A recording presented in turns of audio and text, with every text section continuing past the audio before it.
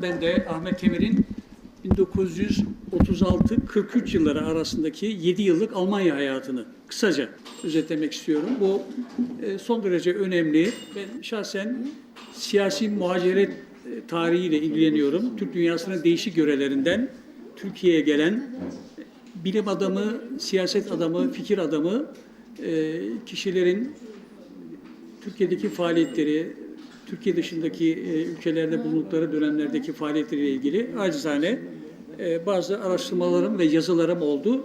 Bu vesileyle de ilgili olarak Ahmet Temir Bey'le de ilgilendim.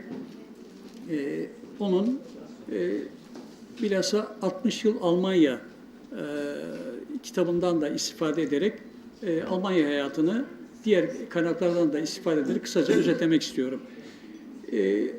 Ahmet Bey'in Türkiye'ye gelişini anlattılar. Devlet o zaman 1930 geldiği zaman Türkiye Cumhuriyeti Devleti yeni kurulmuş, imkanları son derece kısıtlı, sınırlı ama yöneticilerin basireti ve son derece vatansever kişiliklerinden dolayı bir hassasiyeti var. Ahmet Bey'in yayınladığı Vatanım Türkiye kitabında Trabzon Öğretmen Okulu'nda öğrenci arkadaşlarıyla çektirdiği bir fotoğraf var. Çok dikkat çekici bir fotoğraf. Burada dış Türklerden Türkiye'ye gelen bir grup öğrenci var. Yani devlet demek ki buraya gelen, Türkiye'ye gelenleri bir yere toplamış. Özellikle dikkat edilmiş. Trabzon Öğretmen Okulu'nun öğretim üyesi kadrosu son derece kaliteli. Hakikaten çok değerli hocalar var. Ve bu öğrencilerle özel olarak ilgilendiği de buradan belli oluyor. Ben bu isimlerden tanıdıklarımı bazılarını size nakletmek istiyorum. Resimde mesela Ahmet Bey var, Ural Bikul Bey var, beraber geldiği Uygur Jebe, Türkistanlı.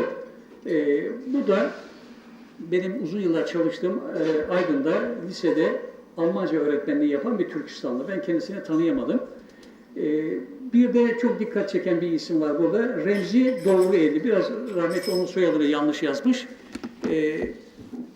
Remzi Bey de Mehmet Remzi Bey Iraklı bir Türkmen. Ben Talim Terbiye'de uzun yıllar çalıştım. Oranın arşivinde Remzi Bey'in Atatürk'e yazdığı bir mektubu buldum. El yazısıyla yazmış. Öğrenciyken yazmış. Ve Irak'taki Türkmenlerin çektiği sıkıntıları, Arapların onları asimile etmeye gayretleriyle ilgili bazı notları Atatürk'e yazmış. Atatürk de bunu havale etmiş Milliyetin Bakanlığı. Milliyetin Bakanlığı da Talim Terbiye'ye vermiş. Bunu ben İstanbul'da Iraklıların yayınladığı Kardeşlik Dergisi'nde neşrettim. Ve buradaki resmi de kullandım. Yani tesadüfen bakın benim mektupla resim burada özdeşleşmiş oldu. Remzi Bey de ortaokul öğretmeni olmuş. Bizim bazı okullarımızda müdürlük yapmış ve rahmetli olmuş bir insan. Devlet demek ki o zaman onun mektubuna ilgisiz kalmamış. Türkiye'ye getirmişler ve öğretmen okulunda okumasını sağlamışlar. Ve uzun yıllarda bizim mağribimize hizmet etmiş bir adam. Ben Ahmet Temir Bey'e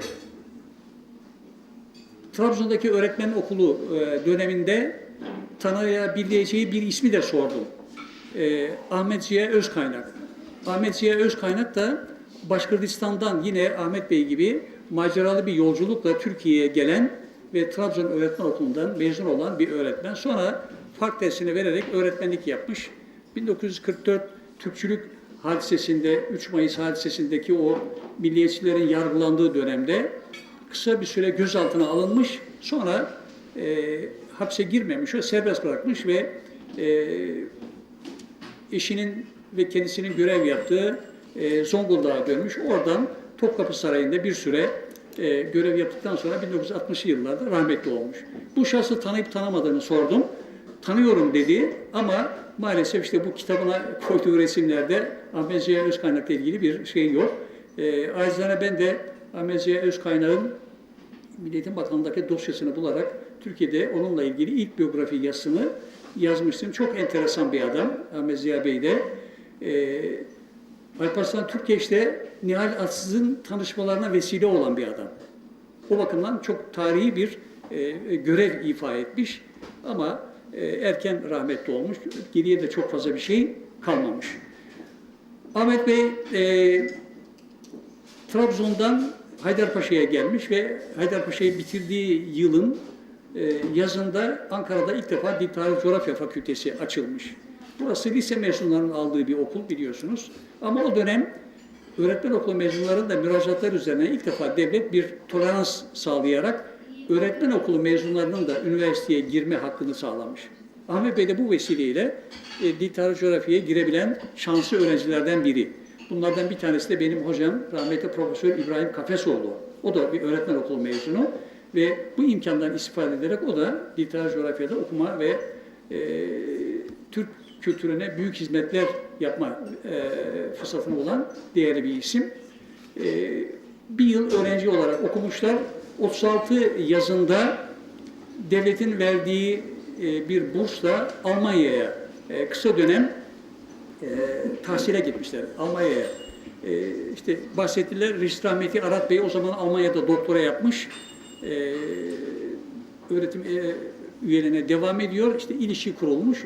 O vesileyle Ahmet Bey Almanca'da kendi gayretleriyle öğrendiği için oradaki kursta istifade etmiş ve orada öğrenime devam etme şansı bulunca Almanya'da kalmış. Yani onun Dil Tarih Coğrafya'daki öğrenciliği bir yıl sürmüş oluyor. Bir yıl bile değil.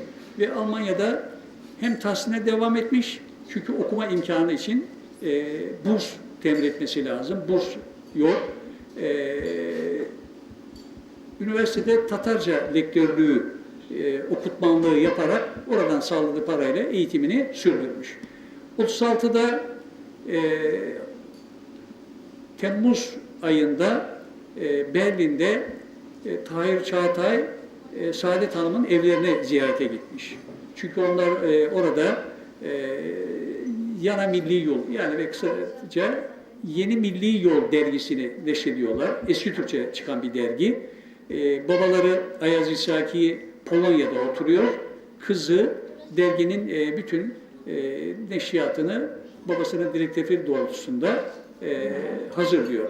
Ahmet Bey'den de herhalde yazı konusunda dizgi veya kontrol, tahsik gibi diğer konularda ücretle yardımcı olmasını istemişler ama yine başka bir hemşerileri, mühendis Fuat Kazak, o da Abdurrahman Şefik Almaz diye Almanya'da ticaretle işgal eden bir İdil Urallı, onun uyarması üzerine pek ekonomik yönden parasını zamanında alamayacağını uyarmasıyla dergide çok fazla çalışmadan ayrılmış ve üniversitedeki okutmanlığıyla beraber eğitimini tamamlamış. 39'a kadar olan dönemde çok fazla bir iniş çıkış yok. 39'da biliyorsunuz İkinci Dünya Savaşı başlamış. Almanya ile Rusya anlaşarak Polonya'yı işgal etmişler. 41'de Almanya batıdaki işgal hareketini tamamladıktan sonra aslında en büyük hedefi olan Sovyetlere dönerek biliyorsunuz kısa sürede çok büyük topraklar ele geçirmiş. Çünkü Kızıl Ordu teknik bakımdan ve eğitim süratli ilerleyişine mani olacak bir yapıda değil. Her şeyden önce askerlerin moral eğitimleri son derece zayıf. Çünkü baskı ile kısa sürede askere alınarak kısa eğitimlerle değişik milletlerden birçok tümenler meydana getirilmiş. Almanlara esirlerden bir Türkistan lejyonu kurarak bunları eğitip tekrar Sovyetlere karşı cepheye sürme fikri doğmuş. Bu fikrin sahibinin kim olduğu konusunda değişik tartışmalar var. Bazı fikirlere göre Enver Paşa'nın kardeşi Nuri Paşa Almanlarla yakın ilişkisi var. Onun verdiği söyleniyor. Değişik görüşler var. Nihayet bu görüşler çerçevesinde esirlerle ilgili olarak bir heyet meydana getirilerek ziyaret kamplarda esirleri ziyarete başlanmış. Ahmet Emir Bey de 7-28 Ekim 1941 tarihinde bu kamp ziyaretlerine 3 ziyarete katılmış. Ziyaretin heyette Türkistanlı Veli Kayınbağ Özbek, Kafkasyalı Alihan Kantemir, Abdurrahman Şefii Almaz, Ahmet Emir Bey ve Azerbaycanlı bir görevli var. Bazı ziyaretlere de yine Kazak Mustafa Çakayoğlu Bey, onu da Almanlar yaşadığı Paris'ten apar topar getirerek bu heyete dahil etmişler, baskı yapmışlar daha doğrusu bir ölçüde. Tabii esir kamplarında bulunanlar uzun süreden beri temizlikten yoksun oldukları için çok olumsuz şartlarda gıda olarak beslenme sıkıntılarından dolayı büyük ölçüde kilo kaybına uğramışlar. Alman yetkililer esirlere çok yaklaşılmamasını, onlarda her türlü mikrobun olabileceği konusunda önceden uyarma gereği duymuşlar. Ama Mustafa Çakayoğlu'nun işte bu ziyarette tifo mikrobu kaparak 1941'in sonlarında Almanya'da ölümü gerçekleşmiş. Bazı araştırmalara göre bu hastalık mikrop kapmayla olan bir ölüm değil. Almanların fikirlerine pek sıcak bakmadığı için onun zehirlenerek tasfiye edildiği fikirleri de var. Bu konularda değişik tartışmalar var. Ahmet Bey bu 60 yıl Almanya'da bu kamp ziyaretiyle ilgili bazı listeler vermiş. Kimleri gördü? İsim tespiti yapmışlar. Ben de ayrıca Mustafa Çakayoğlu'nun bu kamp ziyaretlerinde tuttuğu bir defteri görmüştüm. Bu defterle ilgili 1998 yılında Kazakistan'da yapılan bir sempozyumda bir tebliğim oldu. O da ziyaretlerde görüştüğü genellikle eğitimli normal herkesinden Türk asıllı değişik Türk gruplarına mensup isimlerle görüşmüş, notlar almış. Eski Türkçe almış Mustafa Çakayoğlu. Sadece bu kamp ziyaretlerinden bir Ahmet Bey'in notları var. Bir de Mustafa Çakayoğlu'nun notları ancak bugün araştırmacıların şeyine açılmıştır. Yani literatüre geçmiş. Diğer ziyaretçilerin bu konularda çok fazla notları olsa bile gün ışığına çıkmamış. Almanlar bir müddet sonra teşkil edilen komiteler vasıtasıyla bu Türk gruplarına yönelik neşriyat yapmaya başlamış. İdil-Ural bölgesinden gelenlerle ilgili olarak İdil-Ural diye Latin harfleriyle çıkan bir gazete neşredilmiş. Azerbaycanlarla ilgili ayrı bir gazete, Türkistanlarla ilgili ayrı bir gazete. Bunlar normal tabloid boyda gazeteler. Ayrıca edebiyat alanında da mecmualar var. Ayrıca muhtelif bazı kitaplar da bu seride neşredilmiş. Tabii bu komitelerin birbirleriyle ilişkileri, değişik konulardaki çekememezlik, menfaat, çok değişik yönlerden bazı sıkıntılar da yaşanmış. Ahmet Emir Bey ile ilgili rahmetli hatıralarında bu konulara çok fazla girmemiş.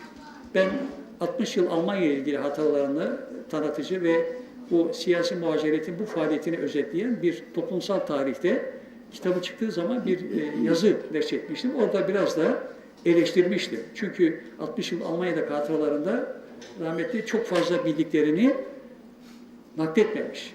Çok kontrollü, yani bence bildiğinin belki %10'unu oraya nakletmiş. Kendisi, ben Tuncer Bey çok daha yakın hocası, benim kendisiyle ilişkilerim oldu, Ahmet Bey'le görüştüm ama çok fazla böyle samimiyetim olmadığı için ölçme imkanım yok. Zaten çok iradeli, çok kendine hakim, duygusallığını hissettirmeyen, son derece kendine hakim bir yaratılıştaydı. Pek iç dünyası fizik olarak yüzüne yansıtmazdı. Şimdi kızları mesela çocukları çok sevdiğinden çok yakın ilişki kurabildiğinden bahsetti. Hakikaten bunlar iyi özellikler ama biz bunları tabii tanıma imkanımız yok. O bakımdan Roza Hanım'ın dediği gibi yani kendisiyle ilgili bir kitap yazılmalı, en yakınları, onu bilenler ortadan kalkmadan, terk dünya etmeden bunlar muhakkak yapılmalı. Çünkü bu dönemle ilgili araştırmalar bakımından bunlar son derece gerekli ve lazım. Ahmet Bey'in bu Almanya'daki hayatında bize kaynak olarak onu izleyebileceğimiz bir de rahmetli Kırım Türklerinin önderlerinden Müstecip Ülküsal'ın hatıraları var. O zaman Almanya'da ile ilişki kurmaya değişik Türk gruplarının liderleri Almanların davetiyle bazı toplantılara katılmışlar. Kırım Türklerinin lideri olan Cafer Seyyid Ahmet Kırımer, Almanlarla çok fazla ilişkisi sıcak olmadığı için kendisi yerine Müstecip Ülküsal'la Edige Mustafa Kırımalı ve onun eşini üçünü göndermiş Almanya'ya. Rahmetli Müstecip Bey çok sistemli bir adamdı. Almanya'daki bu bulunduğu aşağı yukarı bir 8 aylık dönemde son derece güzel notlar almış, günlük notlar. Kimle görüştüğü, neler yaptığı bunları not etmiş. Bu notları önce onların İstanbul'da yayınlanan 1961'den itibaren önce Almanya sonra İstanbul'da yayınlamaya başladıkları Emel dergisinde neşredilmişti. Sonra kitap olarak çıktı. Ben Ahmet Bey ile görüşmelerimde bu kitaptan bahsetmiştim. Kendisinin hiç haberi olmadığını söyledi ve bendeki nüshayı alarak fotokopi yaptırıp istifade etmiş. Orada da Müstecip Bey, Ahmet Temir Bey ile yaptığı görüşmelerden bahsediyor ama adını tam olarak yazmamış. İsim ve soy isminin baş harflerini vermekle yetinmiş. Ahmet Bey onlara yardımcı olmuş. İkisinin, çünkü Almanlar da biraz para vermişler ama tabii o zaman Berlin'deki hayat son derece sıkıntılı, gıda karneli, hayat pahalı, ellerindeki mali imkan yetersiz olunca Ahmet Bey onlara biraz borç para da vermiş ama daha sonra elimize para geçince bu borcumuzu da ödedik diyorlar. Almanya'daki görüşmeleri, ilişkileri sırasında Ahmet Veli Menger'le de görüşmüş. Ahmet Veli Menger İdil Urallı ama Mançurya'da ve Çin bölgesinde ticaret yapan bir ticaret erbabı. O bölgede deri ve yapağı toplamış. Değişik bölgelerde, şehirlerde uzman yetiştirerek kendi hemşerilerinden bütün o bölgenin derilerini ve yapağlarını Almanya'ya satmak üzere toplamış. Almanlarla bu bakımdan çok yakın bir ticari ilişkisi var. O ileri bir görüşüyle 39 yılında yani savaştan önce bütün işini tasfiye ederek Almanya üzerinden Türkiye'ye gelmiş. Ve onun serveti bizim diplomatik kuryeler vasıtasıyla Türkiye'ye getirilmiş Ahmet Menger Bey'in ve 45 yılında savaşın bitimine kadar hiçbir ticari faaliyet yapmadan zaten bir kızı var Safiye Hanım. O da rahmetli oldu. Eşi, üçü beraber Türkiye'de, İstanbul'da oturmuşlar. Ama bu arada ticari ilişkiler olduğu için Ahmet Veli Menger Bey Almanya'ya gitmiş. İşte bu ziyaretler sırasında da Ahmet Emir Bey ile tanışmışlar. Bu kitabında bahsediyor Ahmet Bey. Sonra savaş bittikten sonra Almanya yeniden imar edilip sanayi faaliyetine başlayınca Almanlar eski tanış olmalarından dolayı Ahmet Veli Menger Bey'e bazı önemli firmaların Türkiye mümessilliklerini vermişler. İşte Otomarsan dediğimiz bugün Mercedes otobüslerinin ilk montajını Ahmet Bey'in de ortak olduğu şirket yapmaya başlamış. Başka bir iki şirket daha var. Ekonomik durumu iyi. Son derece memleketine aşık bir insan o da. Memleket hasreti çeken bir insan.